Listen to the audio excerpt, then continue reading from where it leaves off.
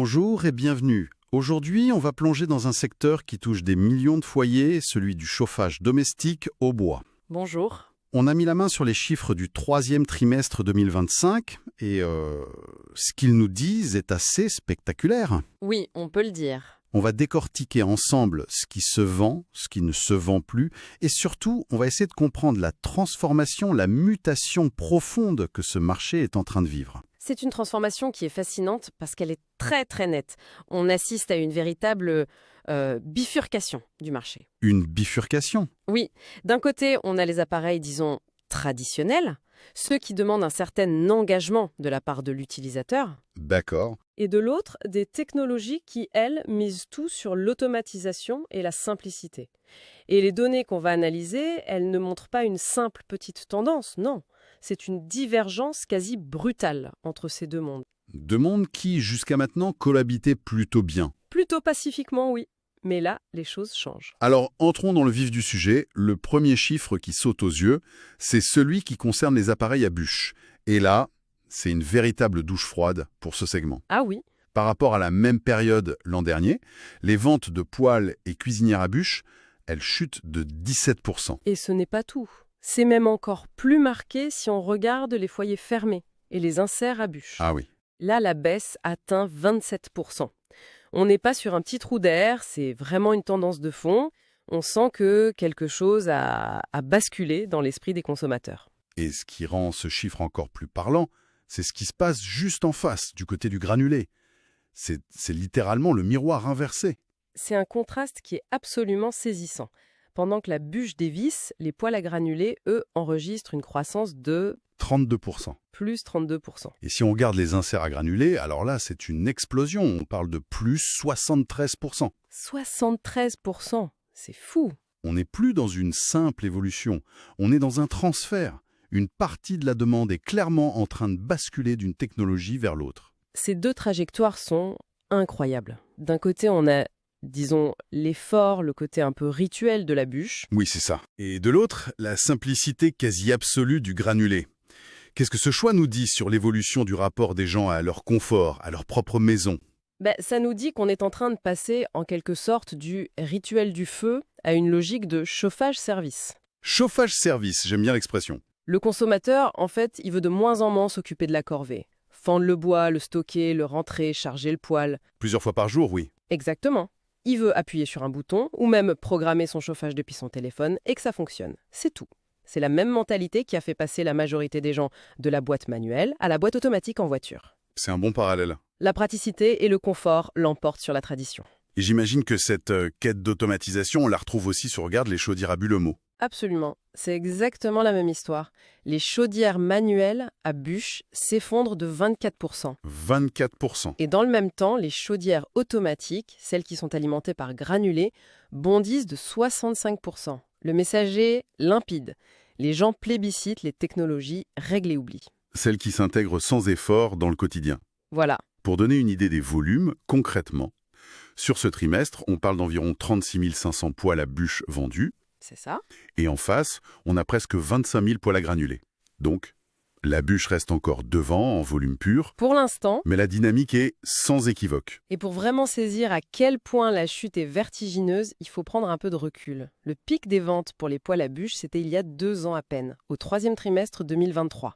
D'accord. À ce moment-là, on frôlait les 61 000 unités vendues sur un seul trimestre. Ah oui, quand même. Passer de 61 000 à 36 500 en 2 ans, c'est un décrochage majeur. On a vraiment l'impression de voir deux courbes qui foncent l'une vers l'autre, prêtes à se croiser.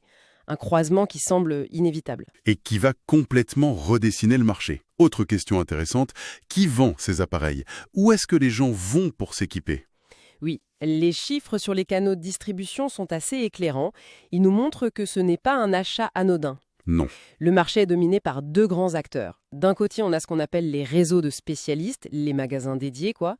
Ils captent 45% des ventes. Presque la moitié du marché. Et juste derrière, sur leur talon, on trouve les chauffagistes, les artisans installateurs, avec 42%. C'est très serré. Et ce qui est frappant, c'est qu'on voit quasiment pas les grandes surfaces de bricolage. Elles sont très très loin derrière. Ce qui est assez logique en fait. Ça nous dit que pour un investissement de cette nature, qui engage la sécurité, le confort du foyer pour des années, le client cherche avant tout du conseil et de l'expertise. La confiance. La confiance, exactement.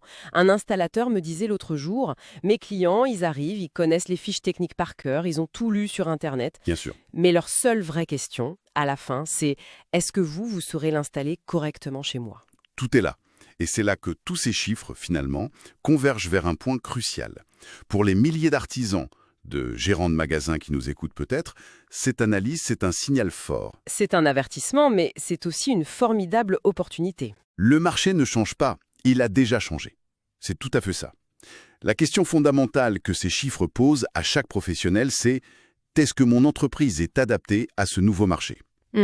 La concurrence devient plus dure, les produits sont plus technologiques.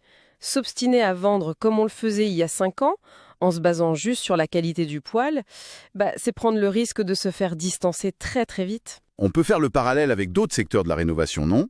Je pense aux pompes à chaleur, aux photovoltaïques. C'est un excellent parallèle.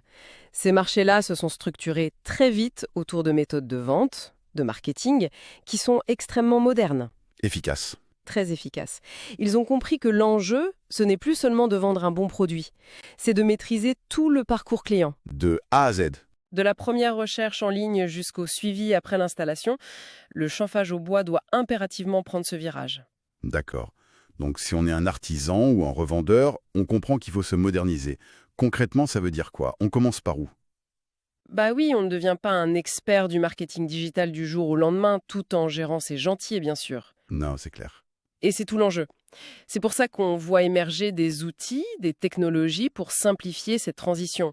Je pense notamment aux logiciels de gestion de la relation client, les fameux CRM, Oui. mais qui sont spécifiquement pensés pour l'artisan du bâtiment ou le gérant d'une PME, pas pour une start-up de la tech. L'idée, c'est de leur donner les mêmes armes que les grosses boîtes, mais dans un format simple, accessible. Précisément. Une solution comme le logiciel CBM Manager, par exemple, illustre parfaitement ça. Ce n'est pas juste un carnet d'adresses amélioré. Non. L'objectif, c'est d'intégrer toute la chaîne commerciale. Ça commence par l'IA pour trouver et qualifier des prospects. D'accord. Ça continue avec l'automatisation des campagnes marketing pour rester en contact. Et ça va jusqu'à fournir des tableaux de bord très clairs pour que le patron puisse piloter son activité en un clin d'œil. Et ce qui est intéressant, c'est que ça s'adresse à tout le monde dans l'entreprise, du coup ?